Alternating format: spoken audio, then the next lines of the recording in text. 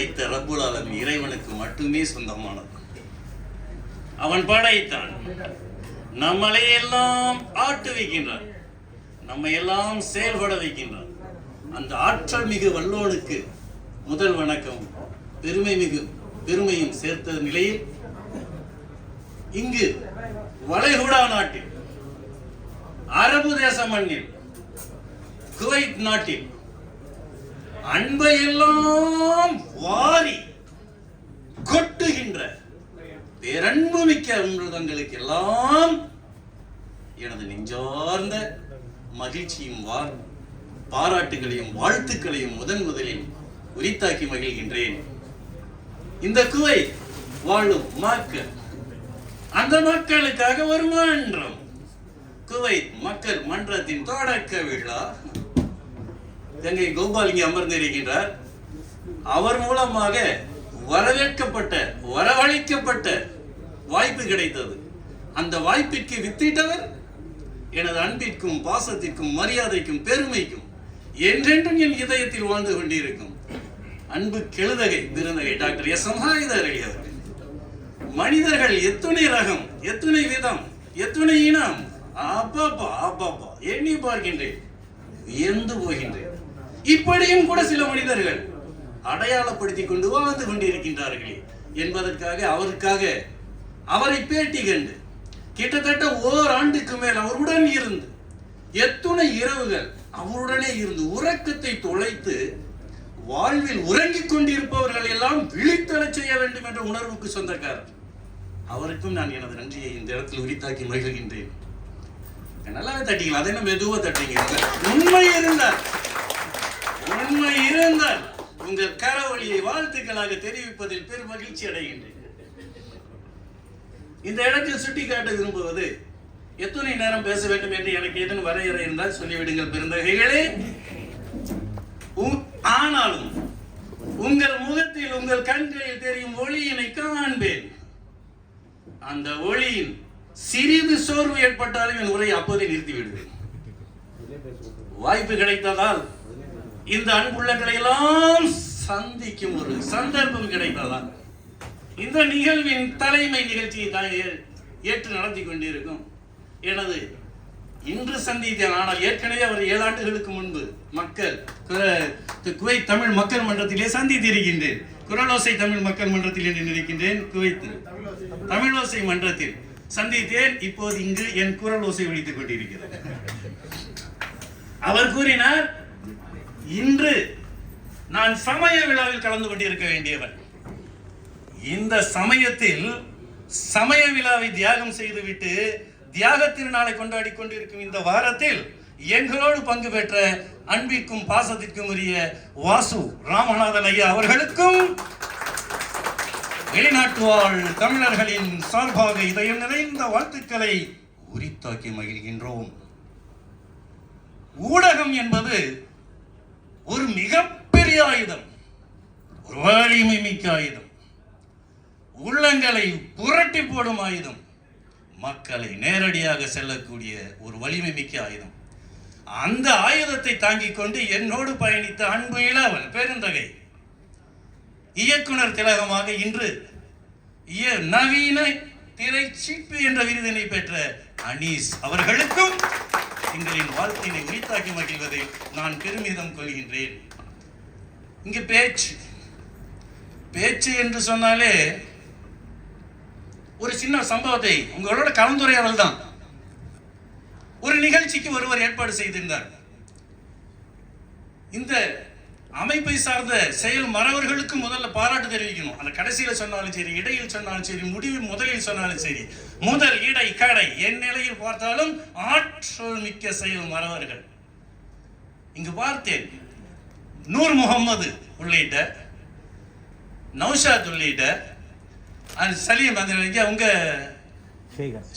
சேகர் ஐயா அவர்கள் உள்ளிட்ட ஒவ்வொருத்தரும் இங்க எத்தனை மறைக்காய் நான் பார்க்க என்ன ஆச்சரியம். துடிப்பு துடிப்பு துடிப்பு துடித்து கொண்டு செயல் செயல் செயல் என்று செயலில் முத்திரை பதித்துக் கொண்டு தன் முகத்திற்கு ஒரு முகவரி ஏற்படுத்த வேண்டும். உழைப்பால், உண்மையால், நேர்மையால் என்று. என்னங்க இங்க ஒவ்வொருத்தரையும் பார்க்கிறேன். அப்படி எங்க நபியில் அமர்ந்து இருக்கின்றார். பெரிய ஆச்சரியமா இருக்கு எனக்கு.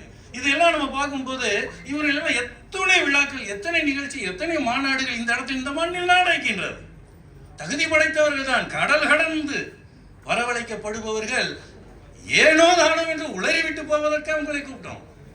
சற்று முன்பு ஒரு சகோதரர் சொல்லி சென்றார், நல்ல கருத்துக்கள் நல்ல கருத்துக்கள். நம்ம தான் தினமும் பேசுறோமே, பேச்சு என்பதில் எங்கிருந்தோ எனக்கு அழைச்சு வந்திருக்கிறாங்க, அவங்க என்ன சொல்றாங்க அது கேட்போம். இது பெரியதோர் விழாவாக நடைபெற வேண்டிய விழா. ஆனால் இதே அரங்கத்தில் 2வது முறையாக உங்கள் முன்னிற்கு ஒரு வாய்ப்பினை பெற்றேன். பேச்சு என்று சொல்லும் போது ஒரு நண்பர் மறைக்காயரை போல, நெல்லையாரை போல அவர் என்ன பண்றாரு, ஒரு பெரிய ஒரு நிகழ்ச்சி கூட்டு வர்றார். ஒரு பெரியவர் அவர் பேசிட்டு இருக்கிறார். நம்ம தான் பேசுறவங்க நிறுத்தவே மாட்டோமே, ஏன் என்னவோ கேட்கறவங்களோட பாட்டு நமக்கு என்ன எப்படி மட்டும் ஓட என்ன என்று 2 பேர் பேசிட்டு இருந்தாங்க குழந்தைங்க. ஒரு குழந்தை சொல்லுகின்றார், 2 எப்பவுமே குழந்தைங்கன்னா உடனே ஏட்டிக்கு போட்டி, இவன் சொன்ன உடனே அவன் திருப்பி சொல்லுவான், அவன் சொன்னா இவன் திருப்பி சொல்லுவான். ஒரு குழந்தை சொல்லுகிறது, எங்க அப்பா அப்படின்னா. என்ன உங்க அப்பா? எங்க அப்பா நல்லா பேசுவார் தெரியுமா? டேய், எங்க அப்பா நல்லா பேசுவார், அவன் கூட இருக்கணும். உங்க அப்பா நல்லா பேசுவார், எங்க அப்பாவுக்கு எந்த டாபிக் கொடுத்தாலும் 2 மணி நேரம் பேசுவார் தெரியுமா அப்படின்னா. உடனே சொல்றேன், எங்க அப்பனுக்கு டாபிக்கே வேண்டாம், 4 மணி நேரம் பேசுவார்னு. அதுவா பேச்சு? கேட்டார் பிணிக்கும் தகையவாய், கேளாரும் வேட்பம் மொழிவதாம் சொல் என்பான் 2000 ஆண்டுகளுக்கு முன்பு வள்ளுவ பேராசான். சொல்லுக்கு இலக்கணம் உண்டு. நல்ல தகவலை நீங்க இதுக்கு மேடை அலங்காரம் என்றோ பூசி மெழுகியோ மிகப்பெரிய ஆளுமை என்றோ நான் உங்ககிட்ட எனக்கு அகர முதல எழுத்தெல்லாம் ஆதி பகவன்ல இருந்து ஊடுதல் காமத்திற்கு இன்பம் அதற்கின்பம் கூடி மூடி கூடி முயங்க பெரிய என்று சொல்லக்கூடிய அந்த குரல் நான் சொல்லிட்டு இங்க மேடையில் சொல்லிட்டு இருக்க வேண்டிய அவசியமே இல்லை. குரல் ஒரு வாழ்க்கை தத்துவம். அந்த 2 மாணவர்கள் பேசியது போலவே ஒருத்தர் நிகழ்ச்சி ஏற்பாடு பண்றாங்க. அந்த நிகழ்ச்சியை பார்த்துட்டு இருக்கிற ஒருத்தர் பேசிட்டு இருக்கிறாரு, ரொம்ப நேரம் பேசிட்டு இருக்கிறாரு, நிறைய பேசுறாரு, என்னென்னமோ பேசுறாரு. அப்போதுல கடைசி இப்ப சேகரியா வந்தது போல இன்னொருத்தர் ஜுப்பா எல்லாம் போட்டுட்டு இது நடந்த மாதிரி கேள்விப்பட்டேன். அவருக்குள்ள வந்தாரு, பெரிய ஜோல்னா பை போட்டிருந்தாரு. அவர் அப்படியே அப்படியே வந்தார் அங்கே இங்கே தேடி கடைசியில் ஒரு இருக்கை முன்னாடி இருக்குது. நேராக வந்தார், அப்படியே மெதுவாக அங்கே உட்கார்ந்தார். அந்த ஜோல்னா பையை அப்படியே மடியில் வச்சார். ஜோல்னா பையை ஜிப்பை அப்படியே திறந்தார். உள்ள இருந்து என்னமோ எடுத்தார். மேடையில் இன்னைக்கு தான் பேசிட்டு இருக்காரு, நமக்கு தான் தெரியுமே யார் யார் என்னென்ன பண்ணுறா பார்த்துட்டு இருக்கிறீங்க இல்லைன்னு. அந்த ஜோல்னா பையில இருந்து லேசாக எடுத்து உருவி எடுத்தா துப்பாக்கி பிஸ்டல் எடுத்துட்டாங்க. அவன் பார்த்து மிரண்டு போயிட்டான். அது வரைக்கும் காய்ச்சி மூச்சு ஆடுற பேசிட்டு இருந்தவன் அப்படின்னு நான் என் பேச்சை இதோட முடிவு கொள்கிறேன்னு சொல்லிட்டு பேச்சை முடிச்சுட்டு எல்லாம் சிரிக்கிறீங்க. நகைச்சுவையும் இருக்கட்டும். சிரிக்காத மனிதன் வாழ்வதற்கே லாயக்கில்லாதன் என்று சொல்வார்கள். சிரித்த முகத்திற்கு சொந்தக்காரர்கள் இருக்கின்றார்கள். மனம் விட்டு சிரிவோமே. இந்த ஒரு நாள் செவிக்கு உணவு இல்லாத பொழுதுதான் சிறிது வயிற்றுக்கு ஏற்படும்.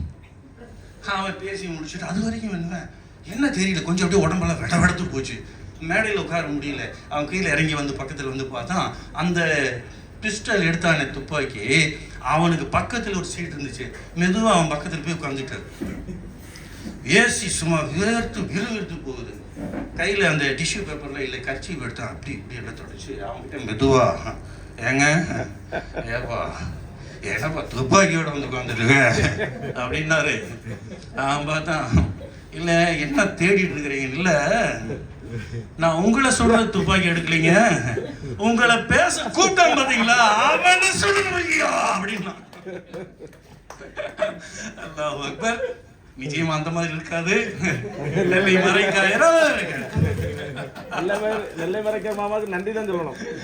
ஆக நல்ல தகவல்கள் நம் செவிக்கு கிடைத்தால் அதை போன்ற ஒரு இனிமை, அதை போன்ற ஒரு மகிழ்ச்சி, அதை போன்ற ஒரு ஆனந்தம் எல்லை இல்லாதது. நாளை இரவு விமானத்தில் நாங்கள் பறந்து தாயகம் சென்று விடுவோம். ஆனால் அந்த நினைவலைகள் சுகந்தமாக 8 ஆண்டுகள் கடந்து விட்டது. நான் இன்னும் 8வது செவிகளில் உள்ளவர்கள் எல்லாம் இங்கே என்னை அழைத்து வாழ்த்துகிறார்களே, அதுதான் அதைத்தான் நான் எண்ணி பார்க்கிறேன். அதை இந்த நிலையில் ஏகப்பட்ட சகோதரி சொல்லிக் கொண்டிருக்கும் போது எது பேச்சு என்று சொன்னதுதான் தமிழ் சிறப்பு, தமிழின் மேன்மை. இங்கே ஒரு ஆளுமைகளுக்கு ஒரு அற்புத விழா என்று வெளிநாடு வாழ் தமிழர்கள் நலச்சங்கத்தின் அறக்கட்டளை ஆக அந்த நலச்சங்கம் என்பதால் தமிழர்கள் சார்ந்த நிகழ்ச்சி என்பதால் நாம் அனைவரும் தமிழர்கள் என்பதால் தமிழ் பற்றியும் சில வார்த்தைகளை பேசலாமே என்பதற்காக வந்து ஐயா அவர்கள் தொடங்கும் போதே கூறினார், அகரம் முதலையே எழுத்தெல்லாம் ஆதி பகவன் முதற்றே உலகு என்று சொன்னார். பாருங்க, திருக்குறள் உலகத்தின் ஒரு அடையாளம். ஐக்கிய நாட்டு சபையில பேசுவதற்கு நானும் தேர்வாகி இருக்கிறேங்க. எல்லாம் வாழ்த்துக்கு நல்ல ஒரு காலம் நம்மீது வரைக்கும்.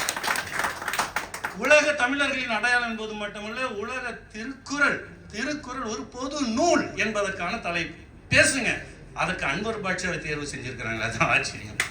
ஏனென்றால் இனம் கடந்து, மொழி கடந்து, சமயம் கடந்து, ஜாதி கடந்து மனிதன் மனிதனாக வாழ வேண்டிய தத்துவங்களை, கருத்துக்களை, வாழ்வியல் நெறிகளை தன்னகத்தை கொண்டது திருக்குறள். உண்மையான விஷயங்க. அந்த திருக்குறள் வந்து தமிழில் எழுதப்பட்டிருக்கு. தமிழர்களுக்கெல்லாம் பெருமை. நம்ம எல்லாம் நினைத்து இரும்பு தடையக்கூடிய அந்த நூலுக்கு சொந்தக்காரர்கள் நாம், உரிமையாளர்கள் நாம். அறத்துல வந்து 38 அதிகாரம், 380 குறள். பொருட்பால்ல 70 அதிகாரம். சரிங்களா? 700 குறள். நீங்களே கேட்கறீங்களான்னு கேட்காதீங்க, நான் இப்போ கிராஸ் செக் பண்ணிக்குவேன். என்ன உண்மை அவங்களுக்கு சொலல் வல்லன், சோர் வில்லன், ஆஞ்சான், ஆவணை, ஈகல் வெள்ளல், யாருக்கும் அரிது என்பான் வள்ளுவன். இல்லையா? சரி. இன்பத்துப்பால் 25 அதிகாரம், 250 குறள்.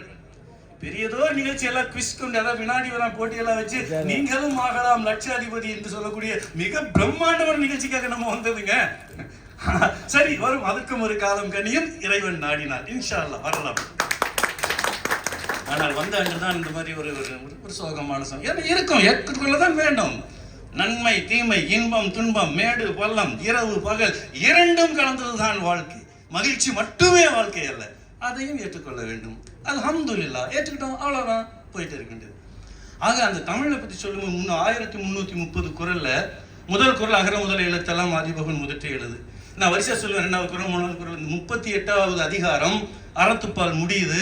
அறத்துப்பால் முடியுதுல ஊழி பெரு வழி யாவுல மற்ற ஒன்று சூழினும் தான் முந்துரும் 380வது குறள். செந்தகம் செக் பண்ணிக்கிடுங்க. இது அறத்துப்பால் முடியுது. அடுத்து பொருட்பால் 39வது அதிகாரம். படை குடி கூழ் அமைச்சு நட்பு அரண் ஆறும் உடையான் அரசுருள் ஏறுன்னு அடுத்த குறள் பொருட்பால்ல தொடங்குகிறார். அது 108வது அதிகாரம். கயமைங்கிற அதிகாரத்துல எற்றற்குரிய கயவர் ஒன்று உற்றக்கால் விற்றற்குரிய விரைந்துன்னு சொல்லி 1080வது குறள் அது முடிக்கிறார். 108வது அதிகாரம். 109வது அதிகாரம் தகை அணங்குறுத்தல்.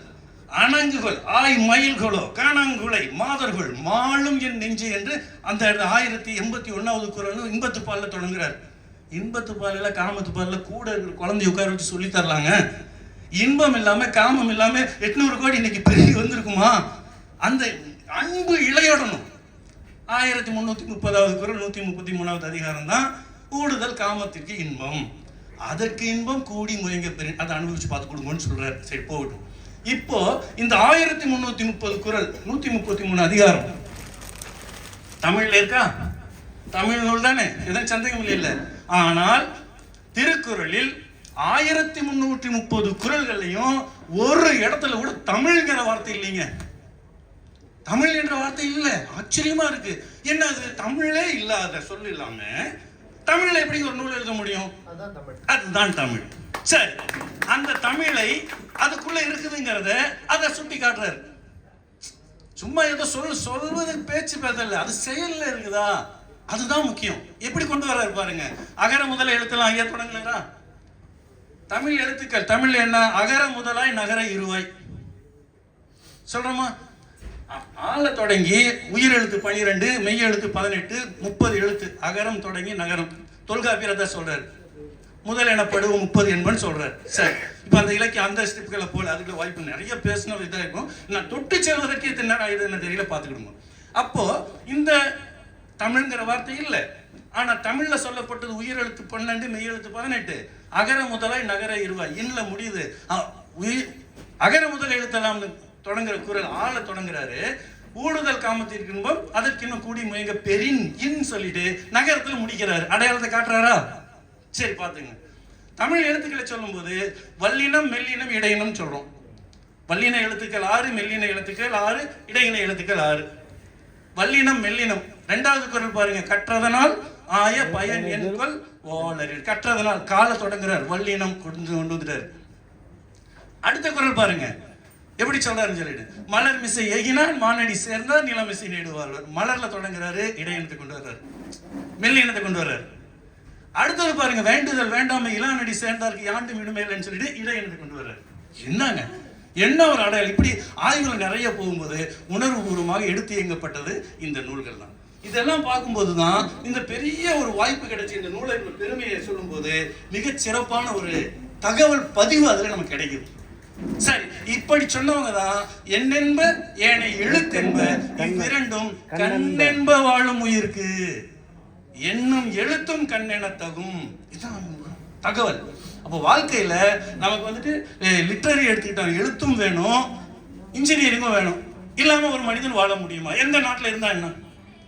அது முக்கியமானது. அப்ப எண்ணம் வேணும், எழுத்தும் வேணும். அப்ப இரண்டையும் எண்கள் என்று சொன்னா, இந்த மனித குலத்துல எண்கள் வந்து ரொம்ப முக்கியமான ஒரு இது. சிங்கிள் டிஜிட் 1 to 9 அதான் பெருசு. அதுக்கு அதிகபட்சமா போறதுக்கு எண்கள், அதை வச்சுட்டு அடுத்த சுழியம் ஜூலை வந்துடும். எத்தனை எண்களை வேணாலும் நம்ம அதை கொண்டு வந்து போட்டுக்கலாம், லட்சம் கோடி வேணாலும் எழுதலாம். ஆனா இந்த ஒரு ஒற்றைப்படை இலக்கத்துல பெரிய எண் 9.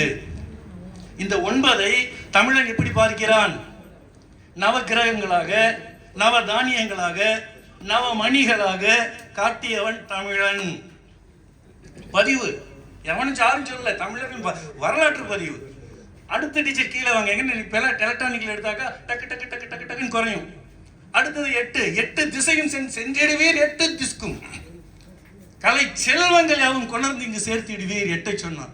அடுத்தது 7 சொல்லும் போது அந்த இடத்துல பாருங்க 7 சீர் விப்ஜியார், அதான் வண்ணங்கள் 7, இசை 7, 7 பிறப்பு சொல்லி போறாங்க. அது கீழே அடுத்தது 6ன்னு வரும்போது 6ஐ அடையாளப்படுத்தியவன் தமிழன். எப்படி சொல்ற மாதிரி அறுசுவை உணவு, சாப்பிட்டாதாங்க ஆரோக்கியமா இருக்க முடியும். Health is wealth. நம்ம ஆரோக்கியமான சாப்பாடு சாப்பிடுறோமா? நம்ம தினம் நம்மளே செக் பண்ணிக்கிறோம். நான் ஒழுங்கா இருக்கேனா, என் நிலைமை சரியா இருக்கா, இன்னைக்கு என் கண்டிஷன் எப்படி, நாளைக்கு நான் எப்படி என்ன தெரியல. இதுதான் வாழ்க்கை. அப்போ நீ ஆரோக்கியமான உணவு என்று சொல்லக்கூடிய, அறுசுவை உணவு என்று சொல்லக்கூடிய 6 சுவை நம்ம கிட்ட வருதா இல்லையே பார்த்துக்கிடுங்க. இது வந்து அடையாளப்படுத்தியவன் தமிழன். அது அடுத்தது 5 வாழும் நிலத்தை 5ஆ பிரிச்சு காட்டினவன் தமிழனுங்க. குறிஞ்சி, முல்லை, மருதம், நெய்தல், பாலை. பால் 5 பாலா பிரிச்சுனா, ஆண் பால், பெண் பால், பலர்பால், ஒன்றன் பால், பாலின் பால். என்னங்க மொழி 5ஆ பிரிச்சான். எழுத்து இலக்கணம், சொல் இலக்கணம், பொருள் இலக்கணம், யாப்பு இலக்கணம், அணி இலக்கணம்.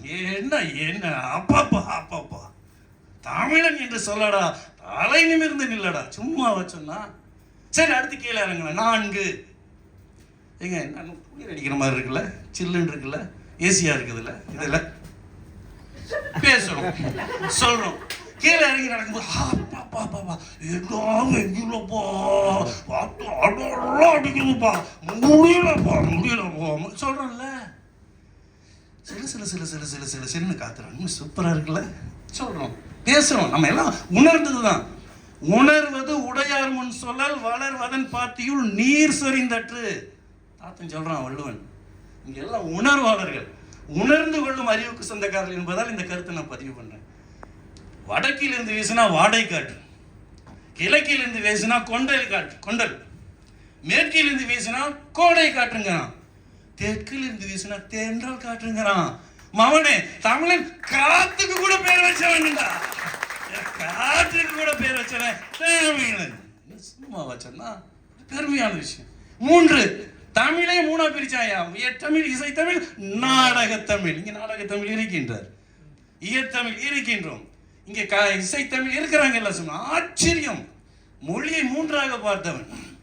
வாழ்க்கையை 2ஆ பிரிக்கிறாங்க. அடுத்தது வெளியில வேஷத்துல ஒரு வேடம் தெரிப்பான் மனுஷன், உள்ளே வேற மாதிரி இருப்பான். உள்ளேயும் வெளியில ஒன்னா இருக்கணும். உள்ளொன்று வைத்து புறமொன்று பேசுவார், உறவு கலவாமை வேண்டும். என்ன அழகா சொல்ற ராமலிங்க அடிகள்.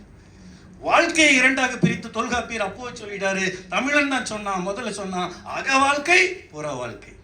என்னங்க 2. அதுக்கு அடுத்து கீழே இறங்கி அடுத்து முத்தாய்ப்ப முதல்ல வர நம்பர் 1 ஒழுக்கம். ஒழுக்கம் விழுப்பம் தரலான், ஒழுக்கம் உயிரினும் ஓம்பப்படும். என்னங்க ஒழுக்கம் தான் அது ஆண் பாலுக்கு தான் பெண் பாலுக்கு தான் இல்லை, இருபாலருக்கும் பொதுவாக வைப்போம். ஒழுக்கம் தவறிவிட்டால், ஒழுக்கம் கெட்டுவிட்டால், ஒழுக்க நிலை மாறிவிட்டால், ஒழுக்கம் சிதைந்து விட்டால் அவன் மனுஷன். அவன் ஆடு மாடு கோழி நாய்கிட்ட போய் நம்ம கேட்க முடியாதுங்க, மனிதர்கிட்ட தான். ஆக எண்களை கொண்டே வாழ்வியல் தத்துவத்தை படம் பிடித்து காட்டியவன் அந்த பேர் தமிழன் தான். அதெல்லாம் பெருமையான ஒரு செய்திகள் தான். ஆக இந்த பெரிய நிகழ்ச்சியில கலந்துட்டோம். தமிழோட இந்த பெருமையை பார்த்து இந்த இடத்துல 3 முத்துக்கள் சொல்லி மிகப்பெரிய அற்புத விழா. செல்வம் ஒரு இடத்துல இருக்கும், அறிவு ஒரு பக்கம் இருக்கும், ரெண்டு ஒண்ணு சேராது எப்பவுமே. இரு வேறு உலகத்து இயற்கை, திரு வேறு தெள்ளியராதலும் வேறு, அது எப்பவுமே சேராதுங்க. இது இருந்தா அது இருக்காது, அது இருந்தா. ஆனா இங்க பாருங்க, ரெண்டு சேர்ந்த ஒருத்தர் இங்க உட்கார்ந்து இருக்காரு. என்னங்க இருக்கிறார்கள் அல்லவா, சான்றுக்கு. இதுதான் ஆச்சரியம். ஆக இதை போன்ற ஒரு பெரிய ஒரு நல்ல நிகழ்ச்சிகளை தொடர்ந்து நீங்க நடத்துறீங்க. வாழ்வியல் பதிவுகளா மிகப்பெரிய ஒரு உயர்ந்த நிலைக்கு நீங்க போகணும் என்று சும்மா 1-2 தான் லேசா தொட்டுட்டு போனேன், வேற ஒன்றும் இல்லை. இந்த ராமாயணம் மகாபாரதம் எல்லாம் சொல்றாங்க. ஆமாம். ஆக அது போல பல தகவல்கள் இன்ஷா அல்லாஹ் வாய்ப்பு கிடைச்ச அதில் சொல்லலாம். நல்ல பதிவுகள் போய் சேரணும். கல்வி என்பது மிகப்பெரியது. கல்வி என்பது, புத்தகம் என்பது, இந்த வாய்ப்பை பாருங்க. அவரெல்லாம் 50 தினார் சம்பளத்துக்கு இந்த மண்ணில் வரும்போது தலையில் சுமந்துட்டு அந்த லோடெல்லாம் தூக்கிட்டு போனேன்னா பதிவு செய்கிறாரு. ஆனால் 50 தினாரில் 40 தினார் வீட்டுக்கு அனுப்பிச்சிட்டு 10 தினாரில் 5 தினார் செலவு வச்சுட்டு மீதி 5 தினார் புத்தகங்களை வாங்கி படித்த மனிதர். உண்மைங்க இது. அந்த புத்தகத்தில் பாருங்க, எதுவுமே கதையல்ல, நிஜம் சொல்லப்பட்ட கருத்துக்கள். நான் ஏன் சொல்றேன்னா, பக்கங்களை புரட்டுவது அல்ல கல்வி, நம்மையே புரட்டி போடுவதாக அமைய வேண்டும், அதுதான் கல்வி. ஆக அந்த ஒரு உன்னதமான ஒரு நிலைக்கு சொந்தக்காரங்க நிறைய இருக்கிறீங்க. ஆற்றல் செயல் மறவர்கள் எல்லாம் இருக்கிறாங்க. உங்களுடைய உண்மையான உழைப்பு, உங்கள் உண்மையான செயல்பாடுகள் அனைத்துக்கும் அல்லாஹ் சுப்ஹானஹு வ தஆலா இறைவன் நற்கூலி வழங்குவானாக, நற்கூலி வழங்குவானாக. உங்களுக்கெல்லாம் மேன்மேலும் சிறப்புகள் சேரட்டும் இன்ஷா அல்லாஹ். அனைவருக்கும் உடல் நலம், நீண்ட ஆயுள், நிறைந்த செல்வம், உயர்ந்த புகழ், மெய் ஞானம் பெற்று நலமும் வளத்துடன் மேன்மேலும் பெருகட்டும். குவைத் மண்ணின் புகழ் வையமெல்லாம் தலைக்கட்டும். உங்களில் ஒருவனாக நானும் நின்று அதை கண்டு ரசிப்பவனாக இருக்கட்டும். எங்கள் அனைவருக்கும் இறைவன் பேராற்றல் வழங்கட்டும் என்று சொல்லி உங்களிடமிருந்து விடைபெறுவது உங்கள் திருக்குறள் அன்வர் பாட்ஷா. அஸ்ஸலாமு அலைக்கும் வ ரஹ்மத்துல்லாஹி வ பரகாத்துஹு.